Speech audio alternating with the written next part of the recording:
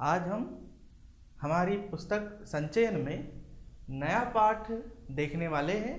पाठ का नाम है सपनों कैसे दिन और इस पाठ के लेखक है गुरदयाल सिंह। ये पंजाबी भाषा के बहुत एक तरह से प्रसिद्ध लेखक हैं जिन्होंने हिंदी में भी कुछ या हम कह सकते हैं कि पाठ या निबंध या लेख लिखे हुए हैं। तो उनसे संबंधित ही एक हमारा आज नया पाठ है सपनों कैसे दिन। सपनों कैसे दिन क्या समझ में आ रहा है? What you understand from this title? सपने, सपने मीन्स व्हाट? ड्रीम्स। दिन सपनों कैसे, ओके ना? तो सपने मतलब ड्रीम्स जैसे। ड्रीम जैसे क्या है? दिन। दिन मतलब डेज। तो हमारे एक तरह से ड्रीम के जैसे डेज कौन से होंगे? आप बता सकते हैं बच्चों कि ड्रीम जैसे डे हमारे दिन कौन से होंगे? बता सकते हैं? ठीक, तो देखिए मैं बताऊंगा। हमारे इस पूरे होल लाइफ में हम बचपन के बाद बड़े होते हैं, बड़े होने के बाद काम करते हैं, काम करते करते फिर जो है मिडिल एज में आ जाते हैं, उसके बाद जो है बूढ़े हो जाते हैं और अंत में मर जाते हैं। तो इनमें इन होल लाइफ में हमारे लिए सबसे जो इम्पोर्टेंट माना जाता है वो कौन सा एज होगा? मिडिल एज होगा, ओल्ड एज होगा या चाइल्ड एज होगा, चाइल्डहुड होगा? बता सकते हैं आप लोग? तो हमारे लिए सबसे ज़्यादा ज़रूरी इम्पोर्टेंट जो है एज कौन सा होगा? चाइल्ड एज, या उसे हम चाइल्डहुड भी कहते हैं, जिसे हम हिंदी में क्या कहते हैं? बचपन कहते हैं। तो बचपन, ठीक है, बचपन फिर से लौटकर नहीं आता। मैंने क्या कहा आपसे कि बचपन, चाइल्डहुड, जिसे कोई भूलता नहीं, ये इसकी जो मेमोरीज है, स्वीट मेमोरीज है ना। चाइल्डहुड की जो मेमोरीज होती है वो स्वीट मेमोरीज के रूप में होती है। और ये हमारे लिए एक तरह से ये दिन, ये चाइल्डहुड के जो दिन है, डेज है, ये हमारे लिए एक सपनों के समान होते हैं, ड्रीम्स के समान।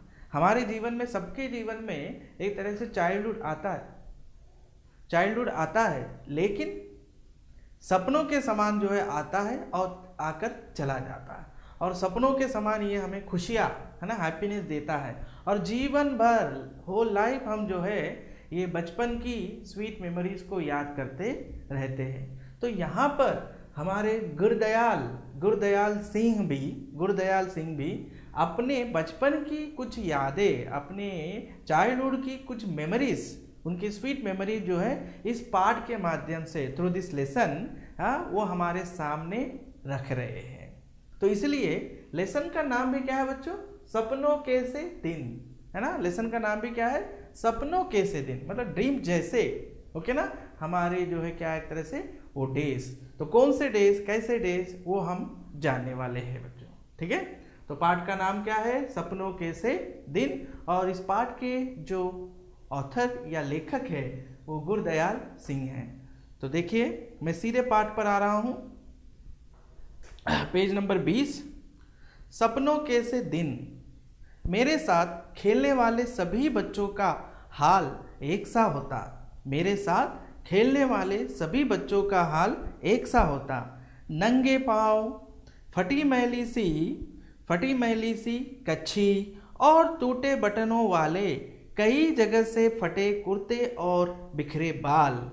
जब लकड़ी के ढेर पर चढ़कर खेलते, नीचे को भागते तो गिरकर कई तो जाने कहाँ कहाँ चोट खा लेते और पहले ही फटे पुराने कुर्ते तार तार हो जाते। धूल भरे कई जगह से छिले पांव, पिंडलियां या लहू के ऊपर रेत मिट्टी से लथपथ, ठीक है, रेत मिट्टी से लथपथ घुटने लेकर जाते तो सभी की माँ बहनें उन पर तरस खाने की जगह और पिटाई करती। कईयों को तो बाप बड़े गुस्सैल थे, पीटने लगते तो यह ध्यान भी न रखते कि छोटे बच्चे के नाक मुंह से लहू बहने लगा है या उसके कहाँ चोट लगी है। परंतु इतनी बुरी पिटाई होने पर भी दूसरे दिन फिर खेलने चले आते। तो यहाँ तक बच्चों को समझ में आया आप लोगों को? तो देखिए हमारे लेखक गुरदयाल सिंह बता रहे कि उनके साथ खेलने वाले सभी अदर जो चिल्ड्रन, उनके साथ विथ प्ले विथ हिम, ठीक है। यहाँ पर क्या कह रहे हैं कि तो लेखक हमारे क्या बता रहे हैं कि अदर चिल्ड्रन जो उनके साथ प्ले करते थे उनकी भी कंडीशन इनके जैसे ही होती थी, ठीक है ना। सेम कंडीशन कंपेयर किसके साथ कर रहे हैं, वो अपने साथ, ठीक है। कौन, लेखक। नंगे पाँव, नंगे पाँव का मतलब क्या है, यहाँ पर नंगे पाँव वर्ड आया है बेयर फुट, बेयर फुट मतलब विदाउट चप्पल, ठीक है ना, विदाउट एनी चप्पल या शू।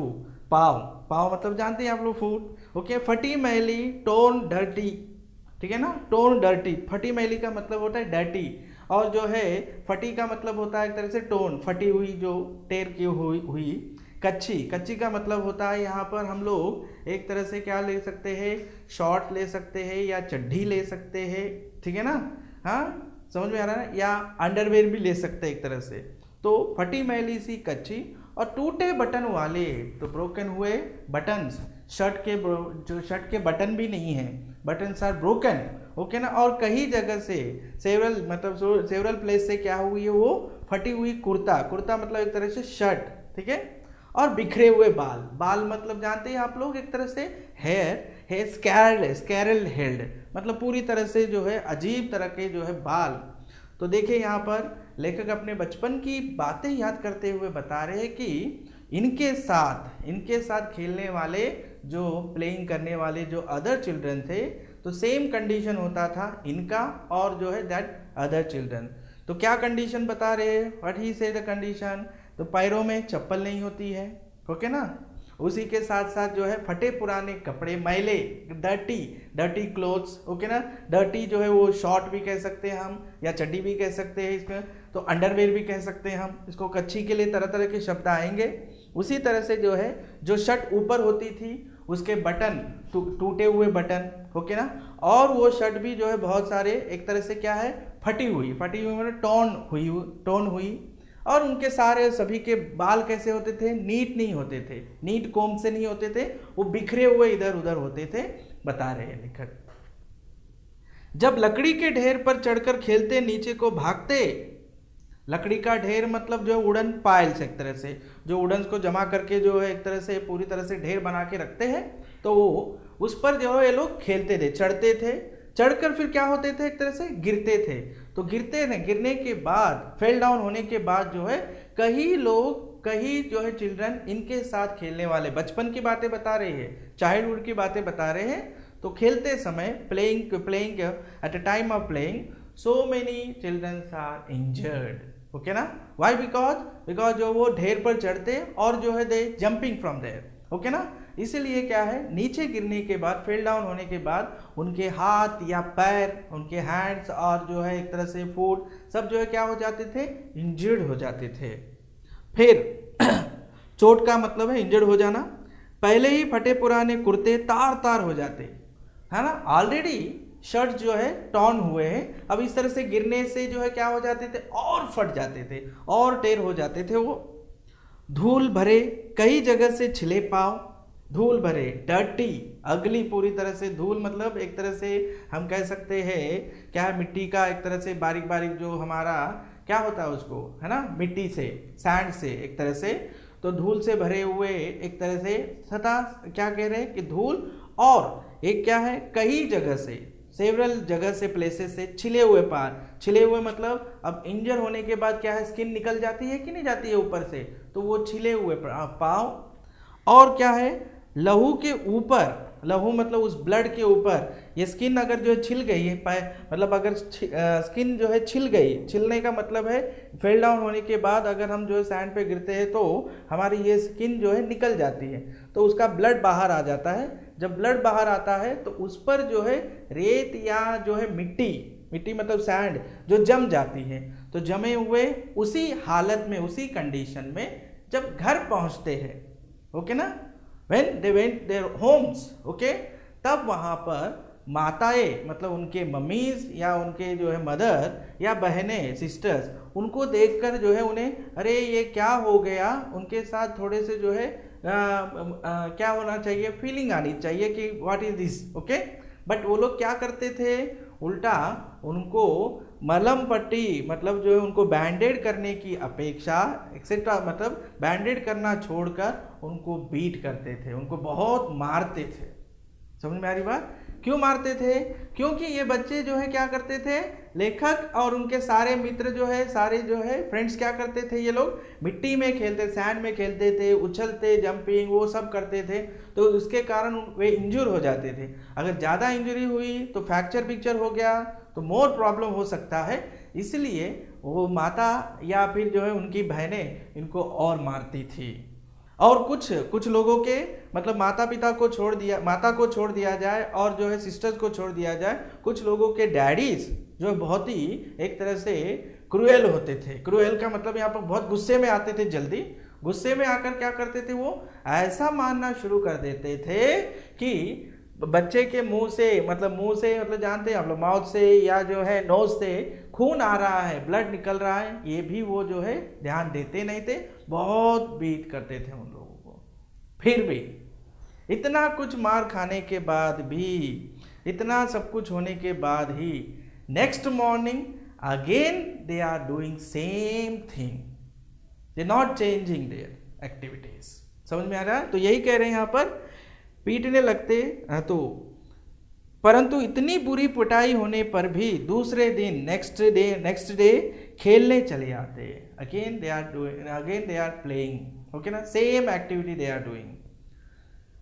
यह बात तब ठीक समझ में आई जब स्कूल अध्यापक बनने के लिए एक ट्रेनिंग करने गया और वहाँ बाल मनोविज्ञान का विषय पढ़ा। ऐसी बातों के बारे में तभी जान पाया कि बच्चों को खेलना क्यों इतना अच्छा लगता है कि बुरी तरह पिटाई होने पर भी खेलने चले आते हैं।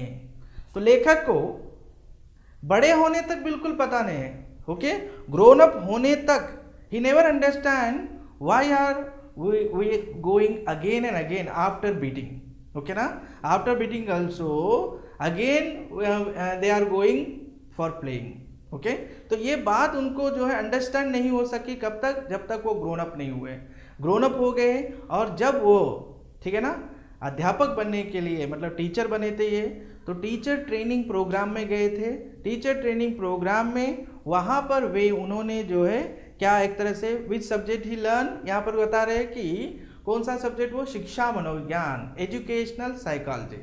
जब educational psychology subject he learn, there he understand कि why the children are going to play, okay ना, मतलब खेलना उनको, why are they like so much of playing, okay ना, मतलब बच्चों को खेलना क्यों इतना पसंद है, वो तब ही understand। कौन ये? गुरदयाल सिंह, ठीक है ना। तो तब उन्हें पता चला कि बच्चे खेलना क्यों पसंद है। बच्चों का ये जो है नेचुरल कह सकते हैं हम, ओके ना। तो नेचुरल एक तरह से एटीट्यूड ही होता है कि खेलना उनका एक तरह से गुण है, ओके ना। Playing is very very very important उनका जो है क्वालिटी है, हम कह सकते हैं नेचुरल क्वालिटी है, तो उसे हम रोक नहीं सकते, स्टॉप नहीं कर सकते। तो ये लेखक ने कब समझा? बड़े होने के बाद, जब टीचर ट्रेनिंग कर रहे थे और कौन सा विषय पढ़ रहे थे वो, विच सब्जेक्ट ही लर्न, शिक्षा मनोविज्ञान, एजुकेशनल साइकोलॉजी जब पढ़ रहे थे तब उन्हें पता चला बच्चों। तो पता चला आपको क्या है, अभी तक आगे बढ़ रहे हैं हम।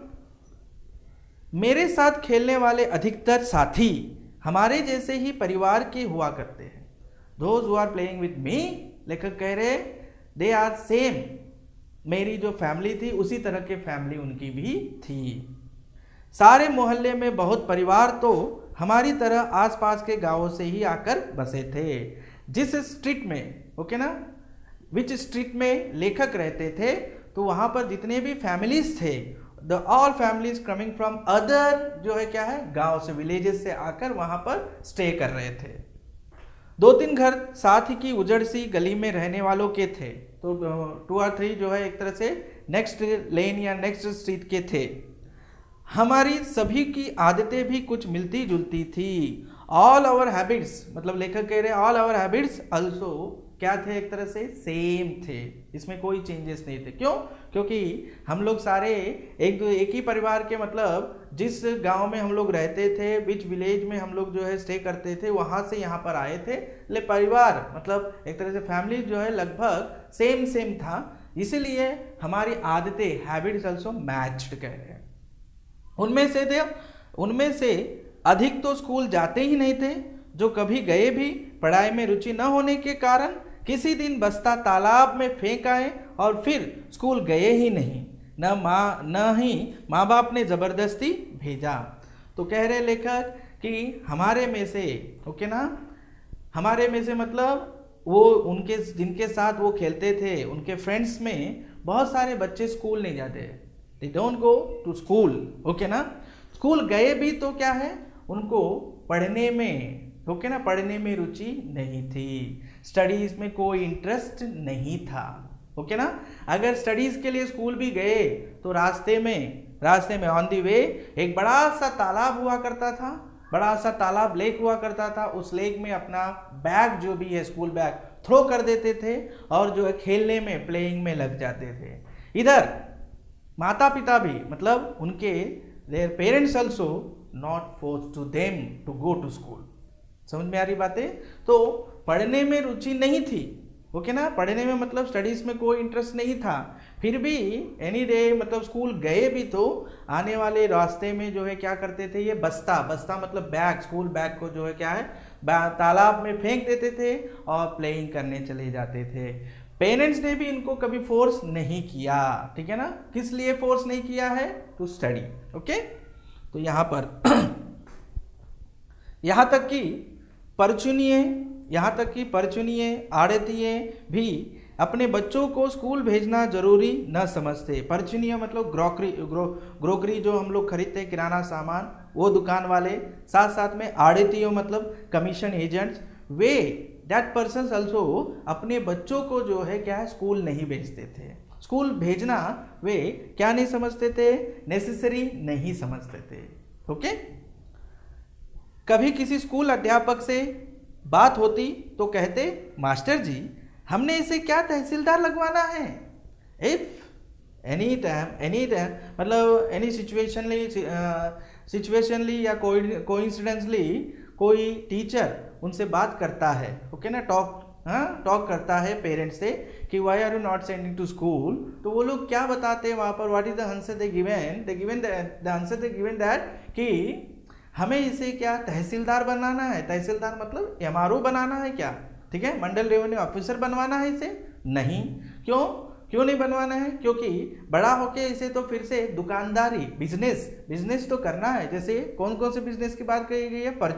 परचुनियों के मतलब है ग्रोकरी शॉप एक तरह से, और आड़त मतलब कमीशन एजेंट एक तरह से, तो वही तो बनना है। थोड़ा बड़ा हो जाए तो पंडित घनश्याम दास से लंडे पढ़वा कर दुकान पर भैया लिखना लगा लेंगे। तो क्या बताते हैं आंसर में वो लोग, और थोड़ा ग्रोन अप हो जाने के बाद पंडित घनश्याम के पास भेज देंगे। वहाँ पर वो लंडे का मतलब होता है एक तरह से मैथमेटिक्स, ओके ना, पंजाबी स्क्रिप्ट, पंजाबी भाषा की स्क्रिप्ट, और पंजाबी भाषा के अंतर्गत जो है गणित मतलब मैथ सिखा देगा, और अकाउंट कैसे किए जाते हैं ये भी वो जो है टीच कर देगा। कौन टीच कर देगा? ये पंडित घनश्याम। फिर पंडित 6-8 महीने में लंडे और मुनिमी का सभी काम सिखा देगा। तो ये Pandit Ghanshyam what he teach them कि अकाउंट कैसे करते हैं, सारा अकाउंट्स वर्क कैसे होता है, ये 6 और 8 मंथ्स में जो उन्हें टीच कर देगा। फिर खत्म। वहाँ तो अभी तक अलिफे में जी च भी सीख नहीं पाए, तो स्कूल में तो अभी तक जो है अल्फ़ाबेट्स भी जो अच्छी तरह से नहीं जान पाए। तो यह पंडित घनश्याम के पास ये लोग अकाउंट्स का जो है सारा काम देख लेंगे, क्योंकि एक बिजनेस पर्सन को अकाउंट्स से ज़्यादा और नेसेसिटी की आवश्यकता मतलब ज़रूरत नहीं है, नो नीड टू अदर। तो इसलिए यहाँ पर गांव के या इनके हमारे लेखक के जो आसपास के पड़ोसी नेबर जो भी थे, वो अपने बच्चों को स्कूल इसलिए भी नहीं भेजा करते थे। तो यहाँ तक बातें बच्चों आपको समझ में आई होगी कि लेखक अपने बचपन के बारे में बता रहे हैं, वो याद कर रहे हैं, ही रिमेंबर या रिमाइंड हिज स्वीट मेमोरीज, मतलब चाइल्डहुड के स्वीट मेमोरीज को याद करते हुए हमारे सामने रखते हैं कि उनके साथ ओके ना खेलने वाले दूसरे जो चिल्ड्रंस सेम जो है इनके जैसे ही होते थे, उधम मची खेल कूद, ठीक है ना, जंपिंग और जो है प्लेइंग, और उनको पढ़ना बिल्कुल अच्छा नहीं लगता था, स्कूल जाना भी इन लोगों को अच्छा नहीं लगता था। There parents also not force them, ये भी हमें बात पता चली है। अगर किसी टीचर ने उनसे पूछ लिया why are you not sent to school बोलो, तो वहाँ पर आंसर उनका क्या होता था कि वी आर बिजनेसमैन, तो हमें आगे जाके बिजनेस ही करना है, तो कोई जो है जॉब तो करनी नहीं है, इसलिए पढ़ना हम नेसेसरी नहीं समझते। तो ये बातें हमारे लेखक ने हमें इस पहले अंश में बताई है। तो आगे बढ़ रहे बच्चों, हमारे आधे से अधिक साथी राजस्थान या हरियाणा से आकर मंडी में व्यापार या दुकानदारी करने पर आए परिवारों से थे। जब बहुत छोटे थे तो उनकी बोली कम समझ पाते, उनके कुछ शब्द सुनकर हमें हंसी आने लगती, परंतु खेलते तो सभी एक दूसरे की बात खूब अच्छी तरह समझ लेते। तो लेखक का कहना है half of the people, okay ना, half of the my friends are coming from Rajasthan and Haryana for what, for business, okay ना, और उन्हीं के फैमिली से रिलेट करते थे वे लोग, ओके। और जब हमारे लेखक बहुत ही छोटे थे, छोटे मतलब अब स्मॉल थे, तब उनकी बोली का मतलब dialect, because Rajasthani dialect and Haryana dialect जो है वो थोड़ा सा डिफरेंट होता है। लेखक हमारे एक तरह से हरियाणा से ही थे, फिर भी उनकी बोली समझना, उनका डायलेक्ट समझ पाना उनके लिए थोड़ा सा मुश्किल था। Little bit he understand but not so much. तो उनके कुछ शब्द सुनकर हमें हंसी आने लगती, he happy, he laughing, okay ना, he laughing some words listen होने के बाद, he listening some words mean he laugh. परंतु खेलते तो सभी एक दूसरे की बात खूब अच्छी तरह से, but whenever we are playing with each other, तो we are all understood our language, okay ना, तब वहाँ पर किसी भाषा की ज़रूरत नहीं पड़ती। तो देखिए यहाँ पर कि खेलते समय किसी प्रकार की भाषा की कोई आवश्यकता, भाषा सबकी अलग अलग है, लैंग्वेज इज डिफरेंट, बट खेलते समय सभी लोग कन्वर्सेशन एक हो जाता, वहाँ पर सभी लोग अपनी अपनी भाषाएं नहीं बल्कि दूसरों की भाषाएं, अदर्स की भी लैंग्वेज जो है they understand whenever they are playing. पता भी नहीं चला, तो लेकर पता भी नहीं चला मतलब आई डोंट नो, पता भी नहीं चला कि लोकोक्ति मतलब प्रोवर्ब के अनुसार, ओके ना, अकॉर्डिंग टू दिस प्रोवर्ब, एक खेड़न दे दिन चार, एक खेड़न मतलब खेलने के, दे दिन चार, कैसे बीत गए, हाउ विल गोस, ओके ना, कैसे जो है ये खेलने के 4 दिन का मतलब होता है कि बचपन, खेलने का दिन, खेलने का जो एज है, ठीक है ना, प्लेइंग का एज है, एंजॉय करने का एज है, ठीक है ना। तो ये 4 दिन का कुछ ही समय के लिए, सम टाइम के लिए आता है ना, लिटिल समय टाइम होता है इसका, और वो जो आकर चला जाता है। तो ये कैसे आया कैसे चला गया, आई डोंट नो। हम में से कोई भी ऐसा न था जो स्कूल के कमरे में बैठकर पढ़ने को कैद न समझता हो। तो लेखक के जितने भी फ्रेंड्स थे, हाँ, हाउ मेनी फ्रेंड्स